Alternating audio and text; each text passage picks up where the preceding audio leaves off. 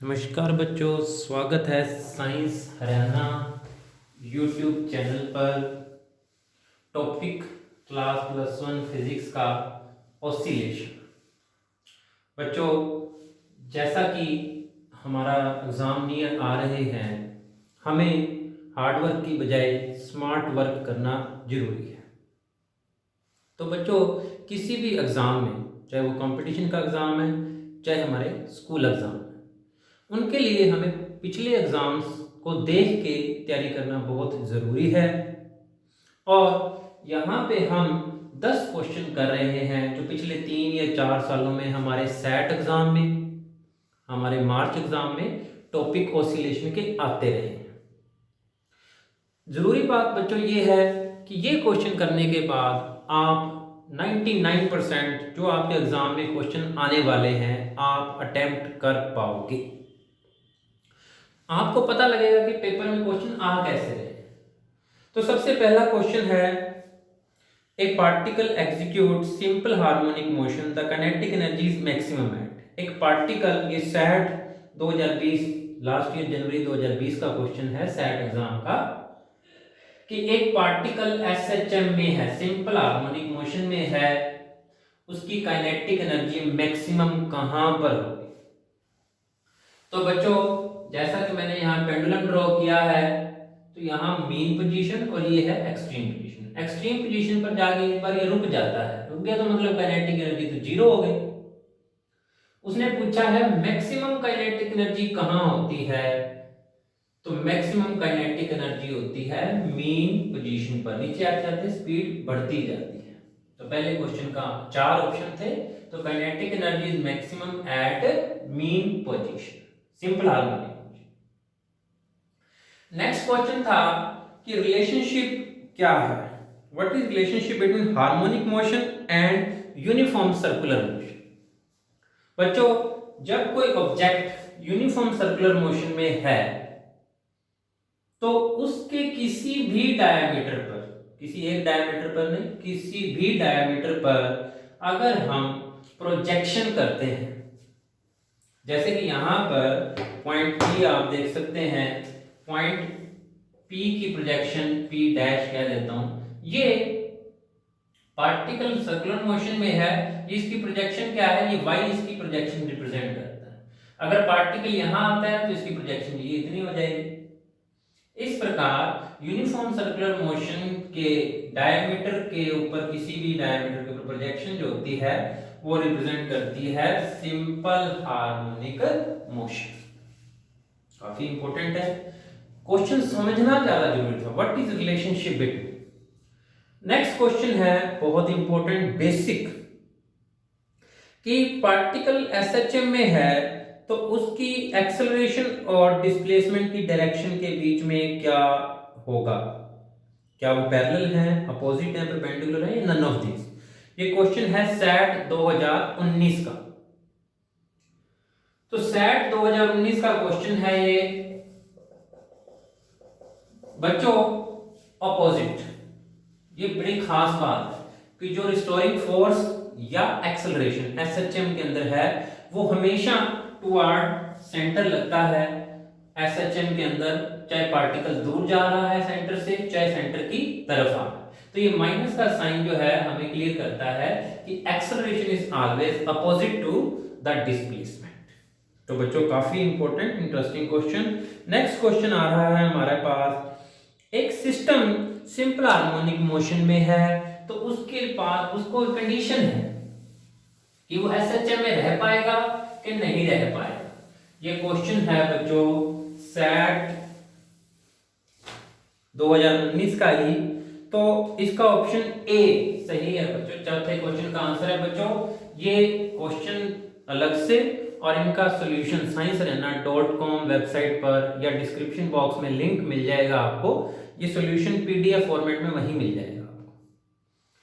तो अभी फिलहाल इन क्वेश्चन को इत्मीनान से समझो। चौथा क्वेश्चन आ रहा है, एक पार्टिकल एसएचएम में है तो उसके लिए क्या जरूरी है, तो दो चीजें बच्चों, एक तो इनर्शिया, जैसे मान लो ये पेंडुलम ही था, ये पेंडुलम एक्सट्रीम पोजीशन से छोड़ दिया हमने, अगर इनर्शिया की प्रॉपर्टी ना होती तो ये पेंडुलम यहीं रुक जाना था, लेकिन इनर्शिया के कारण ये दूसरी एक्सट्रीम पोजीशन पर पहुंच जाता है। इसी तरीके से दूसरी चीज है इलास्टिसिटी, जो रिस्टोरिंग फोर्स, जो इसको वापस लेके आ रहा है मीन पोजीशन की तरफ।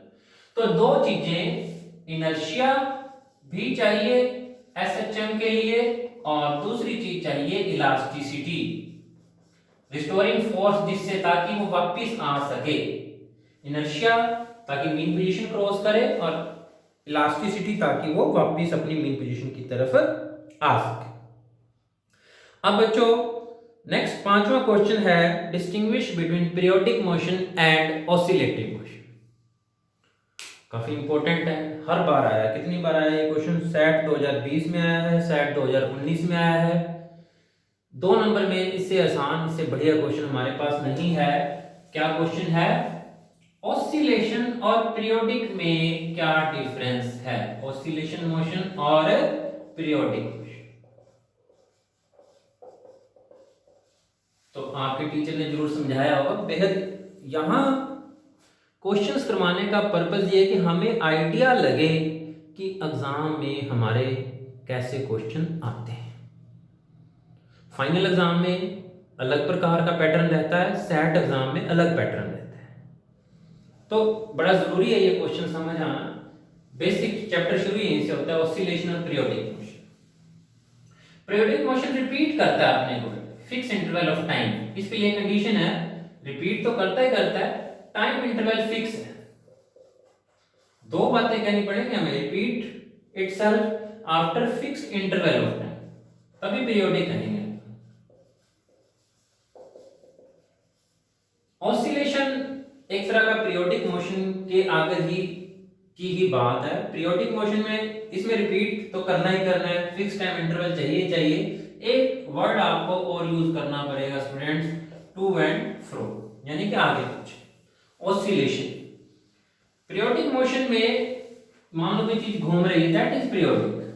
लेकिन ऑसिलेशन में वापस आना मीन पोजीशन की तरफ, दैट इज ऑसिलेशन। तो टू एंड फ्रो, जैसे कोई झूला झूल रहा है, दैट इज ऑसिलेशन। अर्थ का rotation around its own axis क्या है? पीरियोडिक मोशन, अर्थ का रोटेशन। और इसका एग्जांपल क्या है बच्चों हमारे पास? पेंडुलम। तो 2 नंबर का क्वेश्चन है, इतना सफिशिएंट है, डेफिनेशन प्लस एग्जांपल। पेंडुलम का मोशन एक ऑसिलेटरी एसएचएम का एग्जांपल है। नेक्स्ट क्वेश्चन है हमारे पास सिंपल। ये बच्चों बड़े अच्छे क्वेश्चन हैं, 2 क्वेश्चन 2 नंबर के। सिंपल पेंडुलम एक एंड से दूसरे एंड पे 1/4 सेकंड में पहुंचता है, उसका टाइम पीरियड और फ्रीक्वेंसी पता लगाएं। बच्चों ये ना हमारे हरियाणा बोर्ड के एग्जाम में बेसिक क्वेश्चन ज्यादा आते हैं, ज्यादा डिफिकल्ट क्वेश्चन नहीं आते। चाहे फाइनल एग्जाम है, चाहे सेट एग्जाम है, तो इसमें उसने थोड़ा सा ट्रिक कर दी है कि एक एक्सट्रीम पोजीशन से दूसरी एक्सट्रीम पोजीशन में जाने में लगने वाला समय 1/4 सेकेंड है, और पूछ लिया है उसकी फ्रीक्वेंसी। तो स्टूडेंट्स वैसे फ्रीक्वेंसी होती है 1 टाइम पीरियड, लेकिन ये टाइम पीरियड नहीं है, क्योंकि यहां से यहां तक जाने में आधी ऑसिलेशन हुई है। कंप्लीट ऑसिलेशन कब होगी? जब वापस यहां पहुंचेगा। तो कंप्लीट ऑसिलेशन के को लगने वाला टाइम हमें डबल करना होगा, टोटल टाइम 2 × t1। अगर आप इसको t1 कहते हैं तो 1/2 × 1/4 क्या आ जाएगा?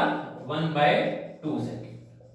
और इसकी फ्रीक्वेंसी क्या आ जाएगी? इसका reciprocal new frequency 1/t 1/1/2 = 2 hertz. Unit लिखने बड़े जरूरी है, हाफ मार्क्स आपका कट सकता है अगर आपने यूनिट ना लिखे तो। नेक्स्ट क्वेश्चन हमारा है, तो बच्चों 2 हर्ट्ज आंसर इसका। क्वेश्चन नंबर 7, ये एनसीईआरटी की बुक में भी है क्वेश्चन। 75 टाइम हमारा हार्ट 1 मिनट में 75 बार धड़कता है, फ्रीक्वेंसी और टाइम पीरियड पता लगाएं।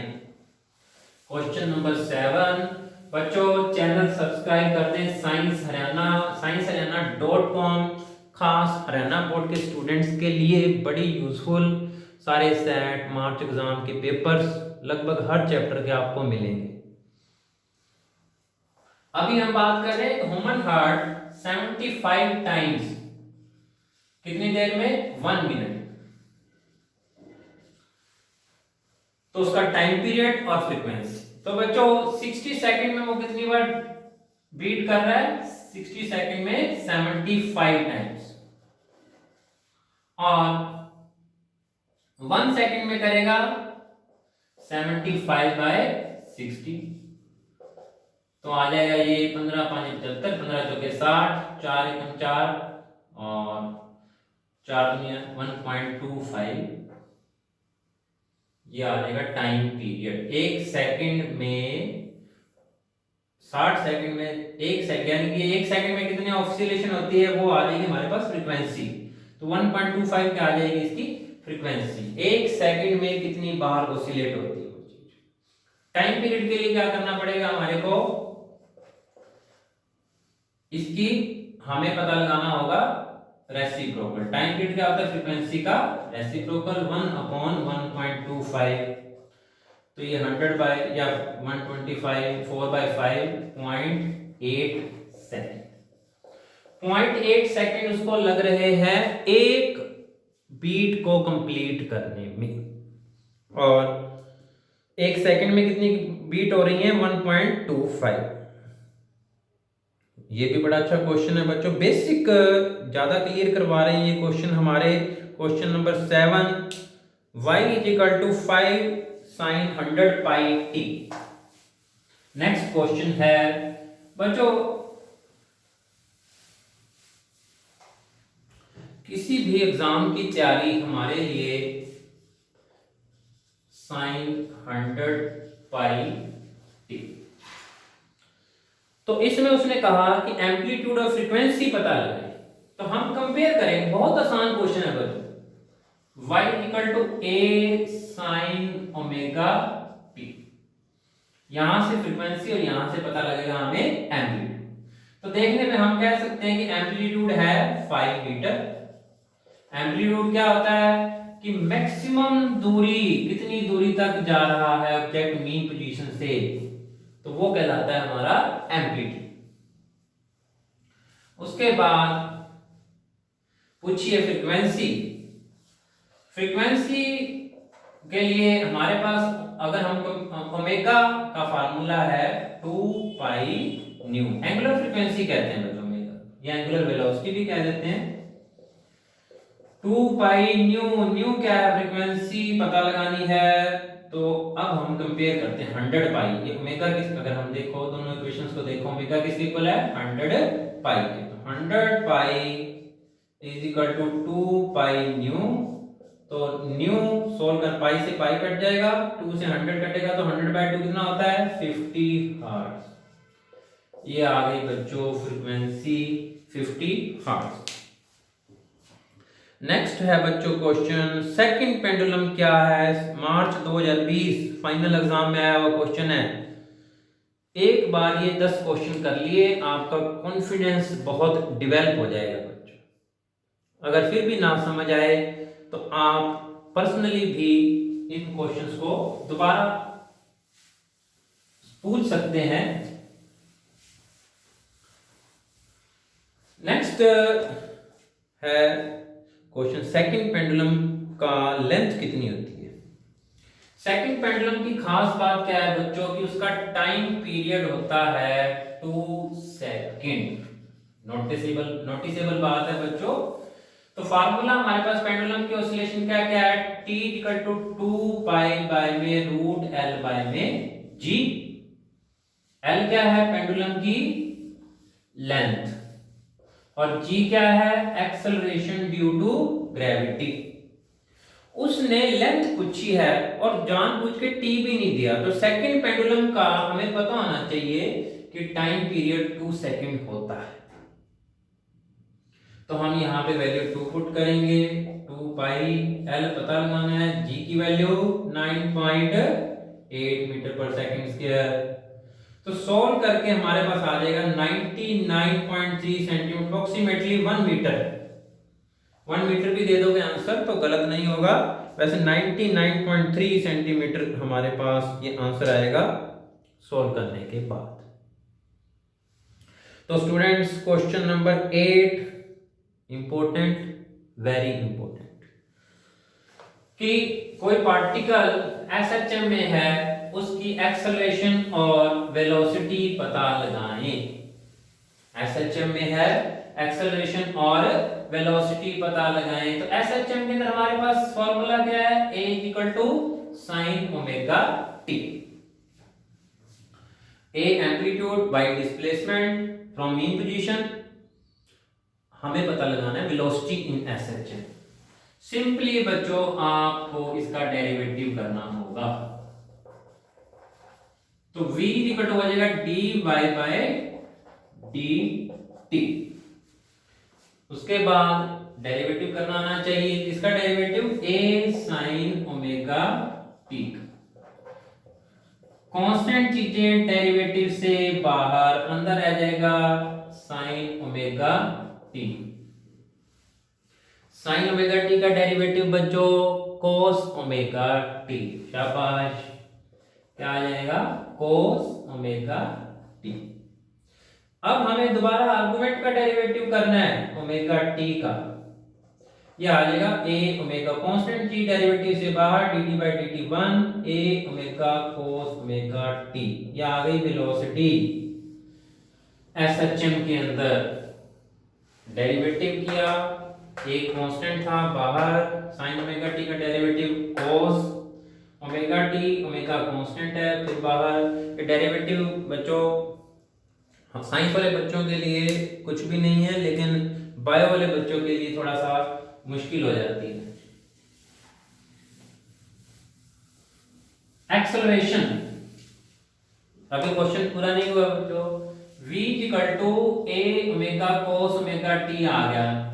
एक्सेलरेशन पता लगानी है तो दोबारा डेरिवेटिव करेंगे, d by dt of a omega cos omega t।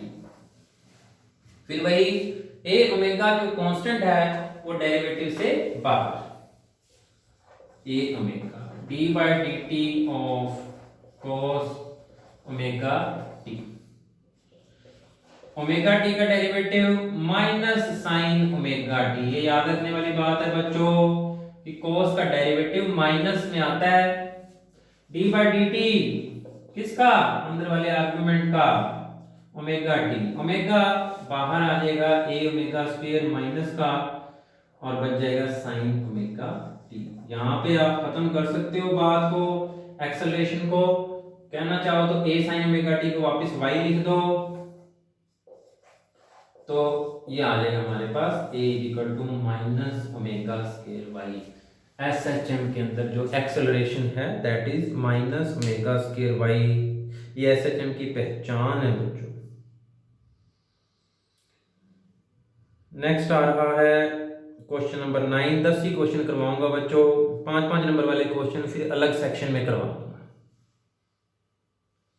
Free, forced और 9 क्वेश्चन तक ही हमारे 2-2 नंबर वाले क्वेश्चन है। 5-5 नंबर वाले क्वेश्चन एक अलग लेक्चर में आराम से करवा दूंगा। एक ही क्वेश्चन आ रहा है बार बार 5 नंबर में, काइनेटिक एनर्जी इन एसएचएम और पोटेंशियल एनर्जी इन एसएचएम। तो फ्री ऑसिलेशन, जब कोई पेंडुलम एक बार डिस्टर्ब करने के बाद नेचुरल अपनी फ्रीक्वेंसी से ऑसिलेट करता है, that is free oscillation. Forced oscillation, मान लो किसी पेंडुलम की बॉब को हाथ में पकड़ के मैं उसको ऑसिलेट करवा रहा हूं, वो क्या हो जाएंगी, फोर्स्ड ऑसिलेशन। फ्री ऑसिलेशन क्या है बच्चों, once pendulum is disturb from its mean position it oscillates with its natural frequency. Natural frequency की बात कहनी बड़ी जरूरी है बच्चों। फ्री ऑसिलेशन में पार्टिकल या ऑब्जेक्ट अपनी नेचुरल फ्रीक्वेंसी, जो उसकी कुदरती फ्रीक्वेंसी है, उसी से ऑसिलेट करता है। फोर्स्ड ऑसिलेशन में